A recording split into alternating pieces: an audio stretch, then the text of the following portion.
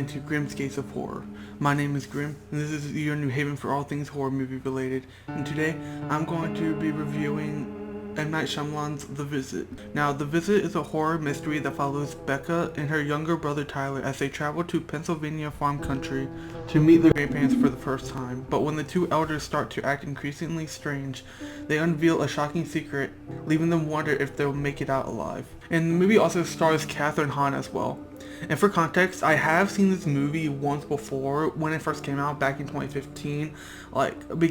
And as I was watching it, I was remembering it a little because the movie was just a blur for me. Like I don't remember a lot from it. I just remember it being cheesy, and I'm like, how is this scary? It's not really scary. And I have the same reaction watching it this time. Like, I'm still cringing and laughing at how cheesy this movie is. First off, the movie is shot in this found footage style, and if you know me, you know I have a soft spot for those found footage films. Like, I love Paranormal Activity. I remember this movie from like 2021 called Profile. I thought that movie was good. I love the two Unfriended movies made by Blumhouse. I believe it was Blumhouse. But I'm a big sucker for found footage type films. But it follows Becca as she's making a documentary of her meeting her grandparents for the first time, which did intrigue me. Throughout the movie, the two kids act according to their age as Becca exaggerates about her documentary winning an Oscar, or how Tyler can just freestyle with any word or item. And it's like, throughout the movie, this kid, he'll just like, it happens like 3 to 4 times where he'll just do a freestyle rap, and it's just so cringy and so cheesy, and you're just like, oh my god, what is this movie?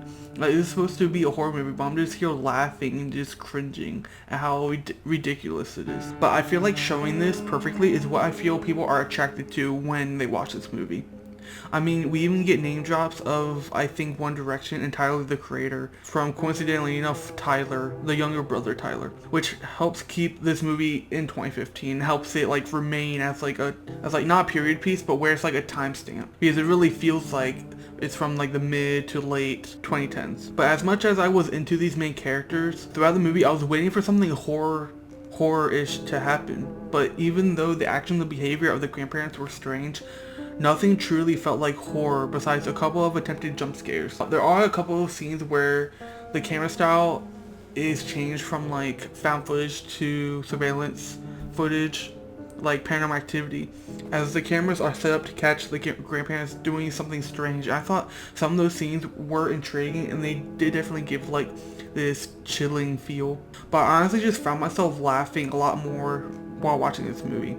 The movie is just so unintentionally funny with the dialogue and weird events that it just feels nothing but cheesy, and I can see this movie feeling like a guilty pleasure for a couple of laughs. And this is also coming from someone who's a fan of M. Night Shyamalan movies like Old, Knock at the Cabin, and like I said, I'm excited to check out his new one, Trap, coming out this week. But this movie just did not deliver what it was intended to do, which is disappointing. The twist towards the end was also just underwhelming. It was just really predictable. Overall, The Visit is unintentionally a comedy that is just really cheesy, funny, and is now a timestamp for the mid-2010s with an underwhelming twist, but does find a way to wrap up nicely. And as I say this, I'm just like, it's supposed to be a horror movie, but it doesn't feel like a horror movie. But nonetheless, I'm still going to review it because it's labeled as a horror movie. So with that in mind, I'm going to go into my deep thoughts on this movie. So if you have not seen The Visit yet, I recommend to go watch it. Come back to this video because spoilers are starting right now. So the movie starts with two siblings from Philadelphia, Beck and Tyler, prepare for a 5-day visit with their grandparents while their divorced mother, Loretta, goes on a cruise with her boyfriend. Her reveals that she has not spoken to her parents in 15 years after marrying her high school teacher, who her parents disapproved. And these two kids, they never met their grandparents either. So this is like a question that I had in my mind throughout. It's like, why would you send your kids who have never met their grandparents to go visit them by themselves without being there to watch them, make sure things go correctly? But like I said, the teens plan to record a documentary film about their visit using a camcorder.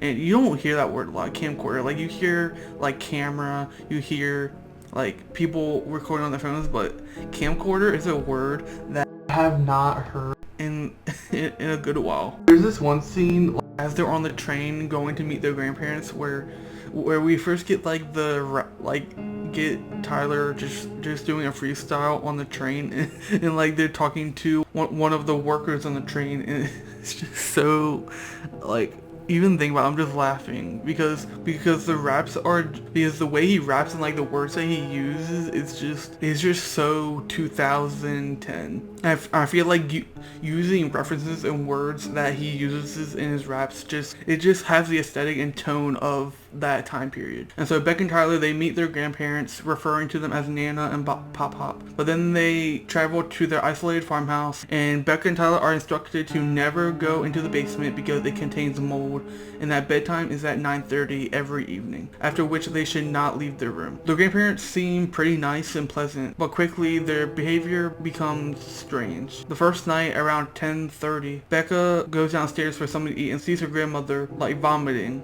like a lot on the ground. He's just like, ew, like you just see her like hunch over and she's just puking. But then in the morning, the kids are playing hide and seek under the house, where it's kind of like a maze and they have to try to find each other. But then this is where the movie starts to get a little like chilling, the more horror-ish scenes in the show, where I believe it's like one of the most iconic scenes in this movie, where basically they're under the house, their grandmother starts chasing them under the house. You just get a couple of like attempted jump scares. It just gives off this creepy vibe. It just gives you the heebie-jeebies. Then later that day, Tyler finds a pile of soiled diapers in a shed, and then as they go out into the town, their grandfather attacks a man he thinks is following them. But when challenged, both grandparents are dismissive of each other's behaviors. As the behavior intensifies, Becca and Tyler's documentary film evolves into one of mystery solving and evidence collection. So it turns from being a documentary into figuring out what is wrong with their grandparents and getting to the bottom of what the heck is happening and why they're acting so strangely. Later on, a woman that the grandparents helped in counseling, since they're supposed to be like therapy counselors or something like that. A woman brings a blueberry cobbler to thank them, but following a confrontation is not seen leaving. Concerned about the series of strange events, Tyler decides to secretly film the living room during the night, but their grandmother discovers the camera and tries to unsuccessfully to break into the children's locked bedroom with a knife. But I'm like, okay, this is where we're starting to get into like the horror-ish vibes of the movie. And like we see the grandmother walk into the kitchen, grab a knife, and then her head just pops up like in front of the camera, and like she grabs it and she goes to the room and she tries to break the door down with the knife. And there's other behavior before this where like we see the grandmother naked walking around the house as she's scratching at the walls and like banging her head against the wall. It's just like, what is happening? But then the kids watch the footage of the grandmother over. That's when Becca and Tyler have had enough, and they decide to call their mother and beg her to come and get them. And I remember before they called their mother to tell them about this, and she was basically dismissive of it, saying how they're just old, they're different, you're not used to being around old people. Then during this scene, they use a laptop and turn it to show their grandparents outside. So they use it to show their mother the odd behavior of her parents who are outside the house. But then their mother, after seeing the grandparents, she tells her kids that the couple that her children have been staying with are not her parents. This is where the plot twist happens, where we find out that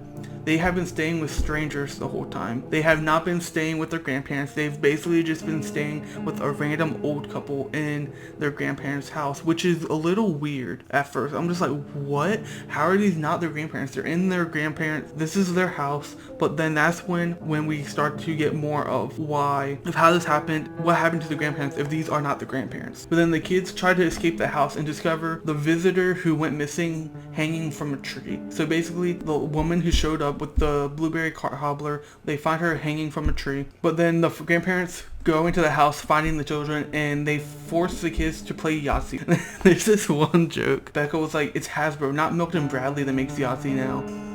I thought that was funny. But then after they're able to get away from playing Yahtzee, Becca sneaks into the basement, and that's when she finds the decomposed bodies of their real grandparents, along with uniforms from the psychiatric hospital at which they work, revealing that their grandparents are actually escaped patients, not their actual grandparents. So that's when the old man grabs Becca from the basement, traps her in his bedroom with Nana, who tries to attack her in a psychotic fit. He then tortures Tyler Tyler as he's like stuck in this like paralysis where he's just shocked and he can't speak. He doesn't have like a fight or flight, but like he's just stuck there. But that's when the old man tortures Tyler by smearing his face with his dirty diaper. And just watch this, I'm like, oh, that's gotta be so bad, because in the movie Tyler is like a germphobe. It's like it's a thing that's like pointed at. So the old man decides to grab his dirty diaper, puts it in Tyler's face that's filled with crap, and it's just so disgusting to see. But you just laugh because you can't, like, it's hard to take this seriously. This whole movie, like, it's like the idea of this happening to you as a kid, going to your grandparents' house, thinking that they're your grandparents when they're actually not. They escaped a psychiatric hospital. The idea is just so crazy. But again, this twist that happens, it was just underwhelming, because it's like, what other twist could they do other than this? Like, honestly, I would have preferred if they went to a route where basically their grandparents are like, not cult leaders, but like they're like Satanists, and like, or like if they went like the Hansel and Gretel route.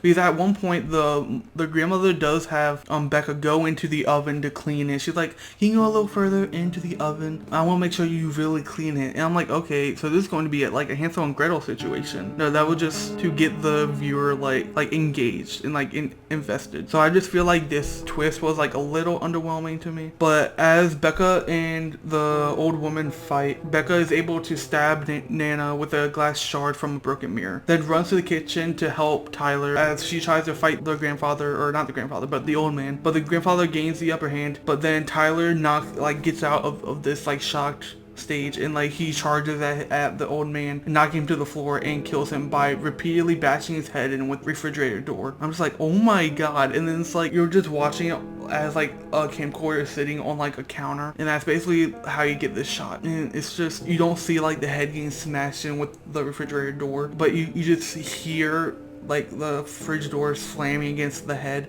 and then like, so you know, you just see Tyler's head turn around, and you just see the shit on his face. Like, you can't help but like laugh at seeing that. So that's when the kids escape outside, where they are greeted by their mother and police. But then afterwards, Becca then asks her mother about what happened the day she left home 15 years earlier, where her mother reflects that she had a major argument with her parents, during which she hit her mother and was then struck by her father. Then their mother ran away from home and ignored their attempts to contact her, and that her mother concludes that she could have reconciled with her parents, and that was always possible to do so if she wanted it. And then there's this whole thing throughout the movie about their father abandoning them. Becca only got a note from him, then he left Tyler at a baseball game and never returned. And it's like this thing that's like hinted at, but she tells Becca to not hold any anger over her father's abandonment, and Becca decides to include footage of her father in their documentary after earlier saying she would not do so. And then back home, Tyler, as the credits roll, he records and does a freestyle rap about his and Becca's misadventure with the fake grandparents, while Becca looks on approvingly.